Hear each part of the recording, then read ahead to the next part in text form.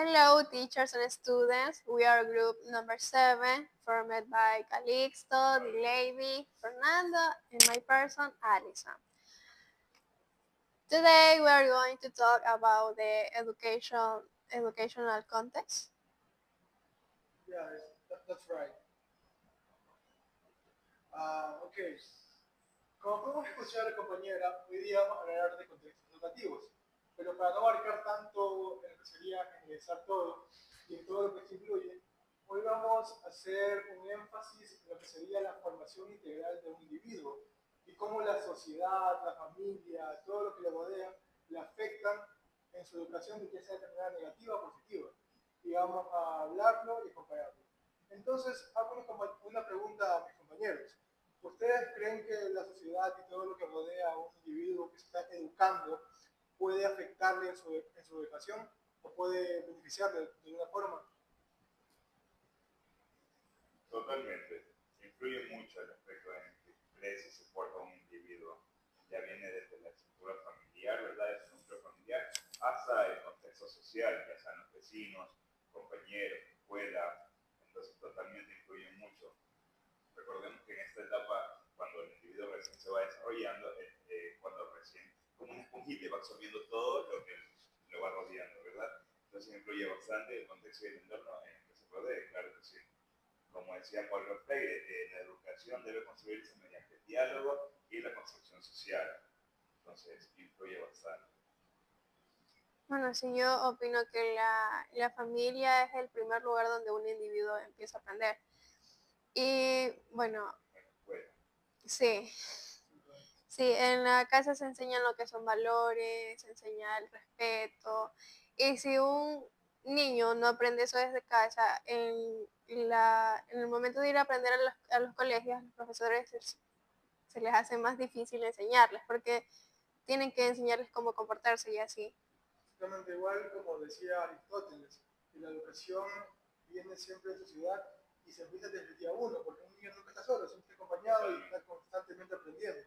Entonces también, bueno, una frase que decía mucho Aristóteles también era que la mejor herencia que se le puede dar a un niño sería la educación. Que la educación es algo, es una provisión, o sea, una provisión a futuro para un niño, y es muy importante. Así mismo está bueno que los padres se involucren, porque claro, o sea, hay muchos padres que dicen, no, que yo por qué voy a estar educando a mi hijo si yo trabajo, o si yo pago un colegio privado, lo que sea, y piensan, no, y no es así realmente, porque una educación integral, bueno, la palabra integral quiere decir completo, es completa, rodea todo lo que es el entorno del niño. Entonces, claro, tampoco el padre va a estar enseñando contenidos ni buscando contenidos porque eso no es lo que el padre, pero el padre funge como una autoridad que lo guía, no autoridad que guía, autoridad por la conducta y guía para que pueda cerciorarse de que el niño está bien o el joven está bien y pueda aprender y también ser consciente y responsable con lo que debe hacer dentro del contexto educativo. totalmente. Claro, ¿de qué sirve de que el maestro le enseñe demasiado a un estudiante y que ellos vayan a casa y luego los padres los tengan ahí acostados y no les enseñen el cumplimiento a que realicen sus deberes? ¿O de qué también sirve que un profesor le enseñe sobre educación a un niño y en casa les enseñan otras cosas como de que a golpear, el maltrato o cosas así? Claro, igual les afecta mucho lo que ven en casa, incluso a veces en el DESE, bueno, porque el DESE es el Departamento de Consejo Estudiantil, se ve estos casos, porque bueno, el DESE no solamente es para lo académico, ni para lo cultural, ni para todas estas cosas, también vela por estudiantes de manera integral también, porque vela si le pasa algo, si está bien en casa, si tiene problemas de conducta, y un etcétera muy grande, para que pueda tener una educación de calidad y ¿cómo se llama esto? Y un aprendizaje significativo, porque es lo que busca el Estado ecuatoriano hace años con el cambio de leyes, que todos tengan acceso a una educación más equitativa y de calidad, obviamente. Claramente, no vamos a mentir, no vamos a hacer los locos, aunque el gobierno diga que quiera abordar tantas cosas y que hace cambios en pro de que todos puedan alcanzarlos, esto no llega a todas las comunidades y eso es también una gran problemática porque si un Estado que es que es el macro, que aborda todo el sistema, no logra llegar a cada rincón en la medida de lo posible, entonces, ¿qué podemos hacer como docentes? Claro.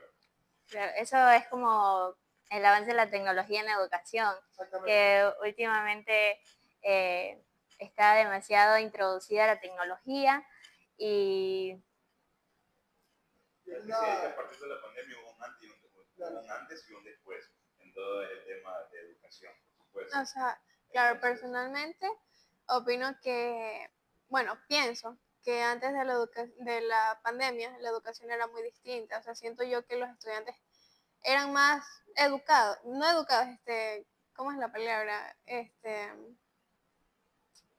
Más como más comprometidos con la educación. Sí, eran más comprometidos con la educación. Pero luego en pandemia siento yo que los docentes no tuvieron tanto cuidado con los estudiantes y los estudiantes siento yo que en esos años de pandemia no aprendieron nada porque no ponían de su parte. Siento yo que esos años los tomaron como juego y ya después, cuando les tocó retomar las clases presenciales, se dieron cuenta de que se estuvo mal porque en esos años no habían aprendido nada y obviamente no podían repetir lo mismo que repitieron, o sea, que les enseñaron en esos años y ya después no pudieron seguir avanzando porque no tenían el conocimiento de los años pasados. Entonces siento yo que ahí hubo un problema Claro. que ahorita a los estudiantes les ha afectado bastante. Sí, bastante, sí, y es súper notorio, la verdad. Sí. Se nota que hay mucho desinterés también de parte, porque antes no había como esa presión, por así decirlo, del maestro sobre los estudiantes. Fue como un poco más liberal, la verdad. Como que ahí tienen, hagan lo que quieran y ok. Igual dentro de las leyes, el currículo tuvo un gran cambio Por supuesto. dentro del año de la pandemia. Y todo se cambiaron muchas cosas, porque bueno, realmente, bueno, para nuestro lado del charco, acá en Ecuador, ¿no? Por así decirlo de una forma, todavía no se había adaptado a una cultura tecnológica todavía. Claro. Se sabía que había una, que existía una, pero no se había planteado como tal, dentro de la ley, de tal cosa, como que había una base, pero no estaba del todo... No estaban familiarizados. Claro. Y luego como que ya se familiarizó más. Incluso ahorita en las escuelas se trabaja con más sistemas virtuales, se trabaja con computadores, con celulares, con internet. Bueno, en esa parte también hay que tener en cuenta que afecta también, o sea, no todas las personas tienen ese acceso a la tecnología ni a esas modalidades. Y yo siento que ahí hay una desigualdad para las personas que son ajá, sí. Una educación equitativa, pero sí hay brechas de desigualdad. Sí. Sí, en las que son zonas rurales o no son de bajos recursos. Exactamente, y eso fue realmente una problemática en el cambio del currículo de las leyes educativas en el 2020, porque se buscaba que sí, que se puedan implementar estas herramientas para que se pueda aprender en línea, se pueda aprender con tecnología, con internet, y dentro de las mismas leyes decía, el Estado garantizará acceso a estas tecnologías a gente que no pueda tener acceso fácilmente. Por ejemplo, con programas de entregar computadoras, entregar celulares, entregar tablets, también estos programas de Wi-Fi para todos, porque bueno, yo me acuerdo que yo de adolescente casi no había Wi-Fi, pero luego con el tiempo iban poniendo en las escuelas para que los niños puedan tener acceso a internet dentro de lo que sería la institución educativa. Pasa también que hay que saberlas utilizar, porque últimamente no es como de que, o sea, se vuelven demasiado vagos al realizar sus deberes, o sea, como que se la piden a IAs y cosas así, como que no trabajan su mente, no desarrollan su conocimiento, sino como de que buscan que a ver, como que la tecnología te lo haga. Sí, o sea, porque eso es verdad, o sea, es súper buena y una súper buena ayuda a la IA, sabiéndola usar. Claro. Porque obviamente me da pegar un resumen, pero de ahí ya depende de mi poder y investigar ya lo que me da. Y no solo quedarte con eso, y lo que mucha gente hace. De hecho, a veces copian y pegan hasta el final donde te dicen las cositas de que te das cuenta que ni siquiera lo lees. Claro, ese es el problema. Por ejemplo, en las personas que están en bachilleres o incluso ahorita en la universidad, bueno, las personas no, digamos que no tienen un razonamiento, no tienen pensamiento crítico ni analítico y eso está mal porque es todo IA, hasta las cosas más básicas, todo es IA. Claro, porque igual un graduado de bachillerato debería poder salir y si alguien por la calle le hace una pregunta abierta y reflexiva, debería poder responderla. Pero creo que todos hemos visto alguna vez que vamos por la calle y le contamos algo a alguien que apenas conocemos y se queda en blanco así pensando. O sea, y claramente debemos no tener esa capacidad reflexiva y de análisis. Total. De hecho, se ve mucho ahora en redes sociales Sí. que salen a poner a los colegios y le hacen preguntas de cultura general Y se súper quedan en sencillas. blanco. O hasta ahorita mismo en la universidad que hemos visto de que Sí. anda un entrevistador preguntando y como que nomás Exacto, responden sí, sí, no. No, pero Ajá. a veces ni siquiera son preguntas de cultura general, solo son preguntas así como de, ¿qué te gusta hacer? Y aún así no le saben responder. Cotidiano. O sea, algo cotidiano, algo facilito. Sí. Y se quedan así como pensando. Pero eso es porque, o sea, el currículo ecuatoriano, bueno, ya hablando de niveles y subniveles, se habla, por ejemplo, de que en bachillerato, colegio, lo que se busca es que el estudiante pueda tener un pensamiento crítico, que pueda reflexionar y argumentar. Todo esto está basado en las teorías pedagógicas de Jean Piaget, que en sus 4 etapas él buscaba que se pueda plantear una educación para cada etapa de la vida de un estudiante. Por ejemplo, a partir de los 14 años, que son las operaciones formales, el estudiante ya debería poder argumentar según su capacidad mental, ¿no? Y por eso en el currículo ecuatoriano, todas las actividades, claro, se ponen a pensarlo, ¿no? Todas las actividades, tareas que se hacen en una institución, ¿qué son? Son tareas que se pueden analizar, que se pueden argumentar, que se pueden reflexionar. Entonces, un adolescente que ha estudiado correctamente y que se le ha dado una educación de calidad íntegra, sobre todo íntegra, puede hacer esto. Pero ¿qué pasa? ¿Por qué no lo conseguimos? Lo que pasa es que, mira, yo también considero que, o sea, en el sistema ecuatoriano educativo se implementó mucho la teoría conductista. Es más, el maestro viene, habla, y no hay mucha participación del estudiante. Actualmente se ve un poco más, ya el estudiante ya igual como tiene más conocimiento que adquiere por otras plataformas, ya puede como discrepar en algún tema con el docente, pero antes estaba más en que el docente se para, habla y tú solo prestabas el conocimiento. O sea, él sería más bien como el tradicionalismo. Perdón. El tradicionalismo. Total, sí. A eso también iba a acotar. ¿Les parece que según nuestro sistema ecuatoriano de educación está bien, o sea, están bien los niveles y subniveles a las etapas como se han manejado? ¿Les parece que es propicio a su edad, cada nivel, cada subnivel? O sea, sí, porque, a ver, en la educación básica que son para niños se les enseña mediante juegos y se les llama la atención para que ellos sientan una atracción para aprender lo que hay en el entorno. Ya en cambio, ya cuando van creciendo, los métodos se cambian, empiezan a hacerles que usen más el razonamiento. Por ejemplo, en los de bachiller, se busca que el estudiante pueda tener un criterio propio, que pueda analizar, y también se los prepara para que ya vayan teniendo una vida profesional. Entonces siento yo que sí está bien porque cada metodología se basa en su nivel sí. Yo estoy de acuerdo, pero, o sea, hay un pero. Creo que cada quien tiene su forma de aprender. Es muy cierto que a pesar de que a los 3 años que se les enseña con sus tablitas y jueguitos, hay niños como de que, tipo como el TDAH, como de que casi no tienen demasiada concentración. Obviamente debería de haber como otra manera y así. Obviamente no todos aprenden. Todo esto lo comenta el currículo, porque también, bueno, las preguntas base del currículo ecuatoriano es ¿qué voy a enseñar? ¿Cómo lo voy a enseñar? ¿Y cómo lo voy a calificar? Después de todo esto, y claro, que antes de planificar una clase con un plan de clases, se piden estas cosas, porque dentro de la didáctica, bueno, ya entrando también en la didáctica, ¿no? Se tiene que conocer al estudiante. No puedes tratar a todos los estudiantes igual, lamentablemente. Se puede generalizar y buscar general que pueda apoyar a todos, pero habrán mundos distintos en cada cabeza. Quizás alguno con un trastorno, quizás uno con una necesidad especial no asociada o asociada, o quizás con un problema familiar o conflicto. Entonces, en este caso, claro, o sea, esto es lo que se debe hacer, pero esto existe, se llaman adaptaciones curriculares. En este caso, el docente debe aplicarlas de manera correcta, porque claro que hay docentes que no las aplican de manera correcta, o a veces los mismos padres, porque les digo algo muy interesante. Lo que pasa es que a veces, cuando se busca hacer una planificación curricular y una adaptación para alguien que tiene una capacidad de, no sé cómo decirlo, como que no aprende igual que otros, Ok. una dificultad de aprendizaje, se busca hacer algo para poder llegar a ese estudiante. Pero, pero ¿qué pasa cuando queremos planificar esto y hablamos con el DS para tener apoyo y para poder adaptar bien el plan de clases? Pero viene el padre de familia y dice, no, ¿cómo cree que mi hijo va a ser autista, por ejemplo? No, y eso pasa. O sea, tú puedes querer adaptar una clase, por ejemplo, para un niño autista. Entonces el padre te dice, ay, no, que mi hijo no es autista y no puede adaptar la clase. ¿Qué se hace? O sea, realmente.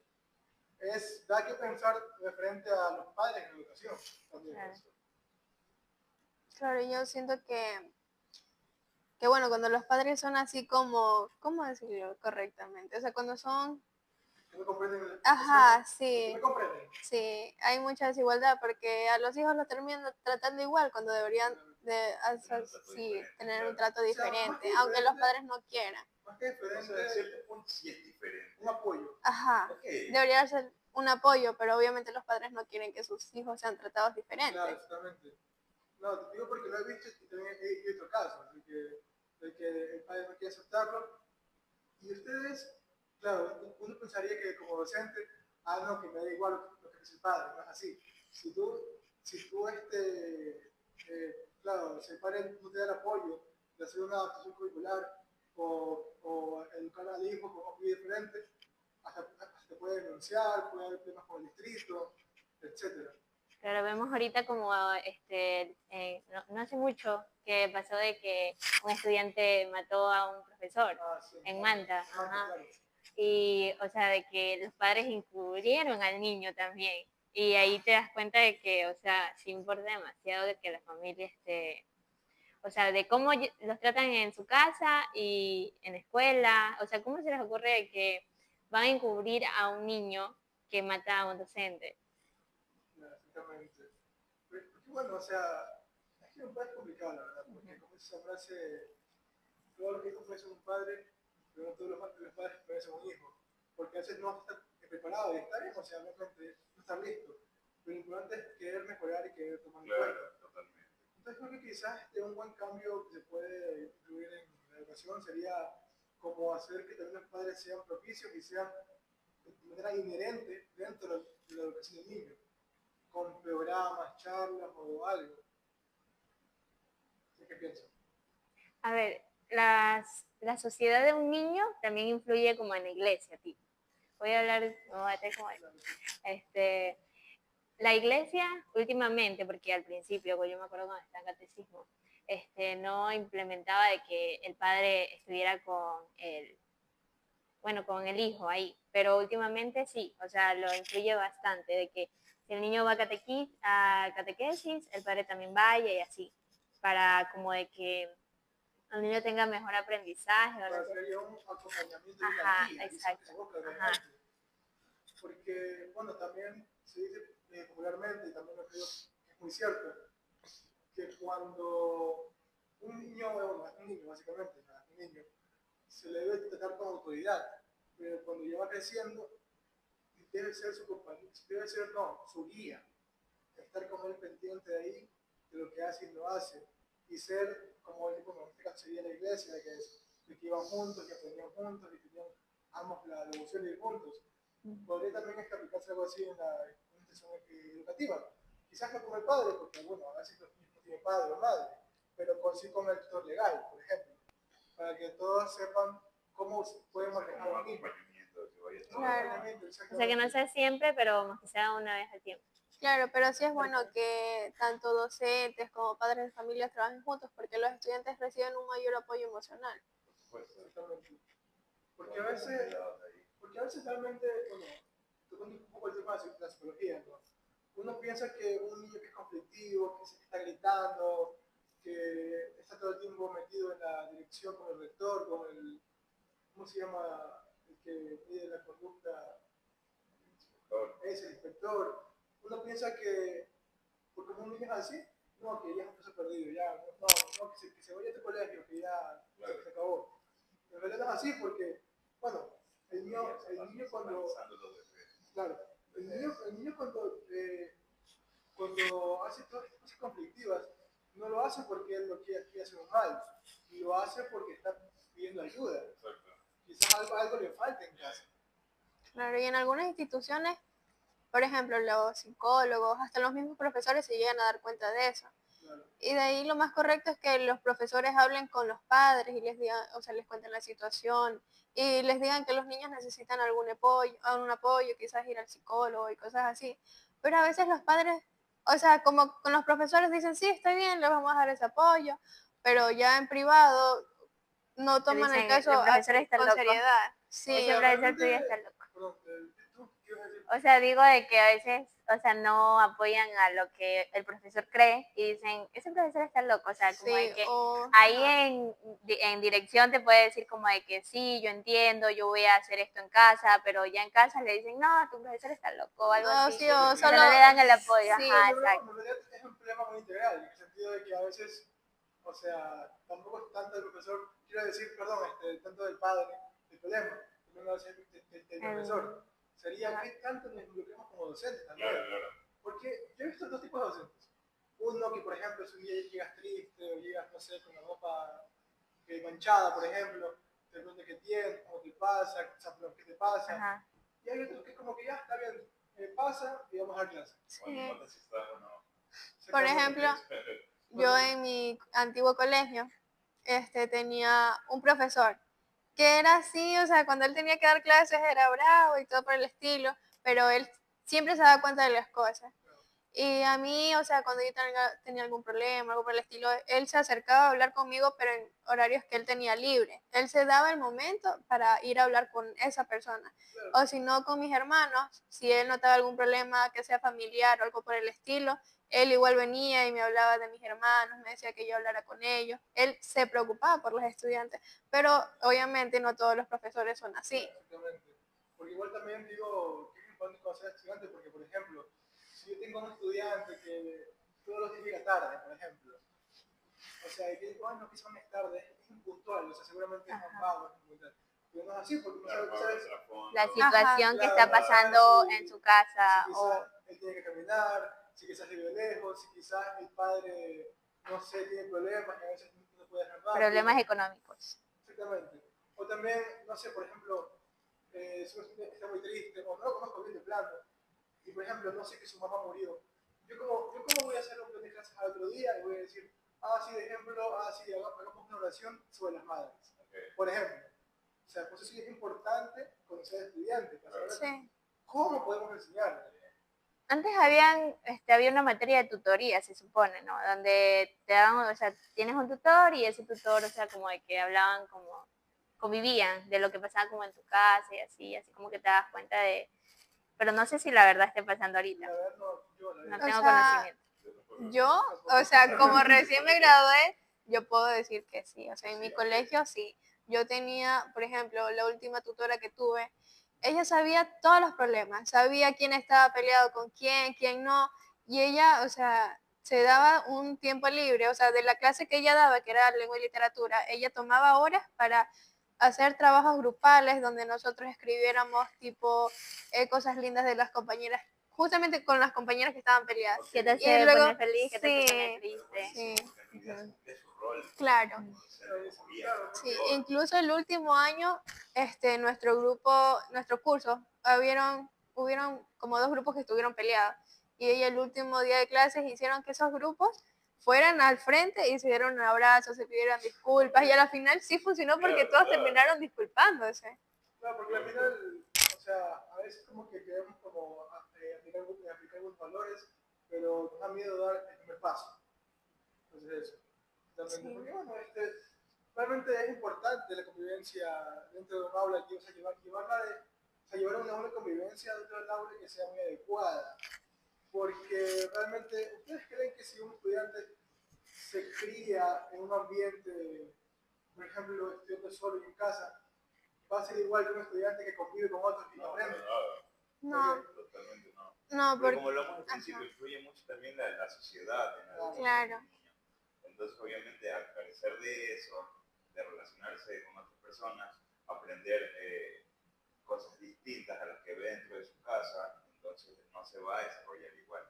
ejemplo, Claro. si en su casa vive, o sea, con golpes, con gritos, te va a quedar con eso, o sea, no te vas a dar cuenta. No vas a saber A la socializar. final esos Ajá. niños se terminan criando como personas solitarias.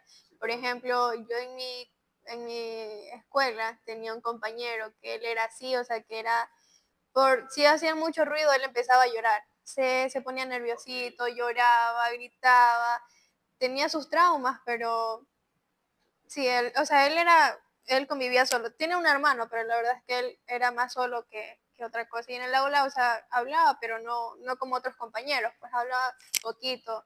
La verdad, sí, Claro, por eso es claro. sería importante para él que la sociedad lo acogiera, ¿no? Pues también convivir y saber cómo convivir con sociedad. Claro, y ahí viene también el tema de la tutoría. Ahí entraba nuestra tutora a decirnos que hiciéramos silencio para que él pudiera volverse a restablecer y poder seguir sus clases con normalidad. Y a veces era tan frustrante para él que él tenía que irse de la clase. Lamentablemente llamaban a la mamá para que lo viniera a ver porque él no podía seguir viendo las clases normales. Ejemplo, acá en mi colegio, si no, o sea, si no puede la tutora, había el DS, como decía Ana. Si la tutora no podía y se daba cuenta de estas cosas, siempre daba como una hora en esa clase de que, oye, tienes que ir al DS, o sea, como que les daban un horario para que fueran al DS y hablaran allá, o sea, más privado. Claro, porque igual es importante convivir en sociedad. Y realmente lo que busca el Estado ecuatoriano es eso. Aparte de ser una educación de calidad, sea una educación cultural y de valores, sobre todo de valores. ¿Y por qué es importante que se tengan valores? O sea, dentro de clases, ya sea con actividades, ya sea con cosas dentro de la clase que puedan enseñarle valores a los estudiantes. También el hecho de convivir, por ejemplo, como comentaba ella, de que los que se trabajan en grupo a los que se llevaban mal. Les enseñó a convivir y a trabajar juntos. Porque realmente en este mundo lo que más importa, sobre todo, o sea, una de las cosas más importantes es saber convivir en sociedad. Y es lo que busca el Estado ecuatoriano, que un estudiante no solamente aprenda contenidos y aprenda valores, sino que sepa cómo aplicarlos en la vida real. Claro. Llevarlos de una forma que pueda convivir, porque bueno, estamos en un mundo que está hecho para socializar. Claro, según el sociólogo Amy Durkheim, él dice que la educación ayuda a que los ciudadanos puedan formarse para vivir en una sociedad. Por ejemplo, un instituto social no solo enseña el conocimiento, sino que también enseña valores, formas de convivir, normas. Por ejemplo, en la educación enseñan lo que es el respeto, en la escuela básica enseñan respeto, responsabilidades y trabajos grupales. Ustedes tienen algo que decir, ya para ir acabando, tienen algo que decir. ¿Tuvo una conclusión, algo de el tema? Porque igual ha sido un buen podcast, así que Sí, interesante el tema. Interesante. Sí, Muy debatible, la verdad. No, súper interesante conocer sus puntos de opinión, la verdad. Es verdad, como dicen, hay que ser mejores nosotros como docentes. O sea, todas las carencias que quizás nosotros tuvimos en algún momento, pues aplicarlas en el momento que ya somos profesionales y así pues, poder crear mejores ciudadanos de bien, ¿no? Porque vamos a eso, a educar personas. No, pero si te das cuenta, el gobierno trata de que desde inicios, desde que naces, desde que estás en el vientre, que ahorita hay bonos y no sé qué, para que tengan una buena educación y aprendan a convivir en la sociedad. Simplemente porque se aprende desde pequeño. Realmente creo que los También es están bien aplicados para que en cada etapa de la vida puedan tener un buen aprendizaje. Ok, sería todo. Gracias por haber estado aquí. Thanks everyone for watching our podcast. We are Program 7, and we today learned that when the social people helps to the education, we can get a better education. Education that grows with family, with our friends, and with our teachers. Thanks for watching and see you later. Bye.